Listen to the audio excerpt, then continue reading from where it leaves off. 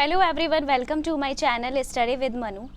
देखिए, हम ईवीएस पढ़ रहे थे और बहुत सारे टॉपिक्स हम एनसीईआरटी के कवर अप कर चुके हैं। तो अभी भी एनसीईआरटी को ही फॉलो करेंगे क्योंकि क्वेश्चंस एनसीईआरटी से ही बनते हैं। अब मैं जो चैप्टर्स एनसीईआरटी के करा रही हूँ उसमें का नाम है वॉल्स टेल्स स्टोरीज़, यानी बोलती इमारतें। ठीक है, तो इमारतों के बारे में बात होगी तो आप सोच सकते हो किले, बिल्डिंग्स वगैरह, इन सब के बारे में हम बात करेंगे।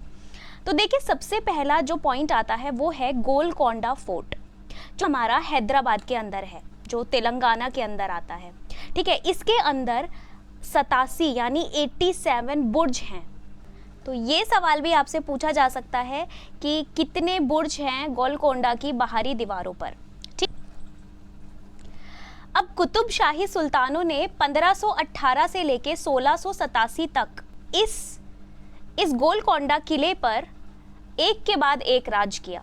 इससे पहले 1200 ईस्वी में ये किले जो थे मिट्टी के बने हुए थे और काफ़ी सारे राजाओं ने इस पर राज किया एक के बाद। और यहाँ फिर उस समय यहाँ पे दूसरे राजाओं का राज था। ठीक है, तो ये चीज़ें आपको याद रखनी है। अब बात आती है औरंगज़ेब की। अब औरंगज़ेब ने तोप से हमला किया गोलकोंडा फोर्ट पर। इस किले पर उसने तोप से हमला किया, लेकिन जो औरंगज़ेब की सेना थी वो इस महल के अंदर या इस किले के अंदर जा नहीं पाई और लगभग 8 महीने तक उसकी सेना उस किले के बाहर ही रही, मतलब बैठी रही वहीं पर। पहले क्या होता था, जो जैसे बादशाह होते थे, सुल्तान होते थे और जो राजा होते थे, आपस में जैसे आपस में जब उनको कोई डिस्प्यूट उनका होता था, उस समय बादशाह और राजा छोटे छोटे खेल खेला करते थे। जो छोटे छोटे राज्य होते थे उन्हें हथियाने के लिए नए नए तरीके अपनाते थे। जैसे कि कभी इनके बीच में रिश्तेदारी बन जाती थी, जैसे शादी कर दी गई। बादशाह और राजाओं के बीच में एक ऐसा रिश्ता बन जाता था कि राजा की जो पुत्री होती थी, यानी जो प्रिंसेस होती थी, वो बादशाहों के यहाँ पे बहू बनकर चली जाती थी। इस तरीके से वो कभी तो रिश्तेदारी में और उसको इस तरीके से अपना लेते थे, उस राज्य को अपना कर लेते थे। दूसरी चीज़, कभी उनकी चापलूसी करते थे, उस हिसाब से उन्हें राज्य मिल जाता था।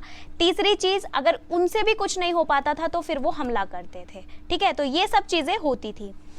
अब फतेह दरवाजे की बात आती है। फतेह दरवाजे के पास जाके कोई भी बोलता था तो उसकी आवाज़ राजा के महल तक, राजा तक पहुंच जाती थी। तो ये पॉइंट भी आपको याद रखना है। ठीक है, तो ये सारे पॉइंट्स हैं जो वॉल्स टेल स्टोरीज़ की एक, मतलब एनसीईआरटी की एक थोड़ा मैं समराइज करके एक चैप्टर आपको पढ़ाया है। तो ये सब चीज़ें आपको याद रखनी है। एक पॉइंट और, जो मल्लापुरम जिला है ये कहाँ पर है, आपसे सवाल आ सकता है। तो ये केरल में है। ठीक है, देखिए, एक और चैप्टर है एनसीईआरटी में ही, ईवीएस के अंदर। वो चैप्टर क्या कहता है, इसमें क्या है, ग्रिगर मेंडल की बात हो रही है। आप सब जानते हैं कि मेंडल ने क्या किया था, मटर के पौधों पर प्रयोग किया था। जब वो छोटे थे तो वो, उन्हें पढ़ाई का तो बहुत ज़्यादा शौक था।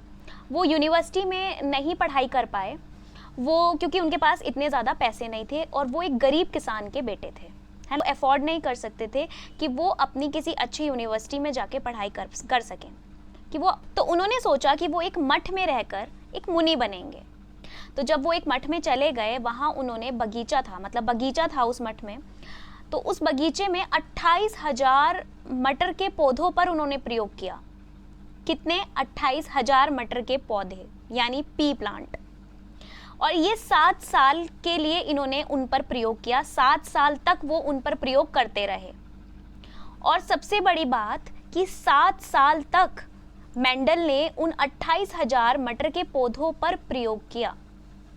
अब उन्होंने क्या पाया, उन्होंने देखा कि या तो मतलब कुछ पेयर्स होते हैं, मतलब जैसे उन्होंने देखा कि मटर के पौधे कुछ तो चिकने थे, कुछ खुरदरे थे, कुछ हरे थे तो कुछ पीले थे। कुछ मटर के पौधों का जो तना होता है वो टॉल था, मतलब लंबा था, कुछ का शॉर्ट था, यानी छोटा था। तो उन्होंने देखा कि जो नेक्स्ट जनरेशन आएगी ना, मतलब जो अगली पीढ़ी आएगी इन मटर के पौधों की, वो या तो खुरदरे होंगे या फिर चिकने होंगे, या तो वो हरे होंगे या फिर वो पीले होंगे। मतलब ऐसे नहीं होगा कि आधा चिकना हो गया, आधा खुरदरा हो गया, या आधा हरा हो गया और आधा पीला हो गया।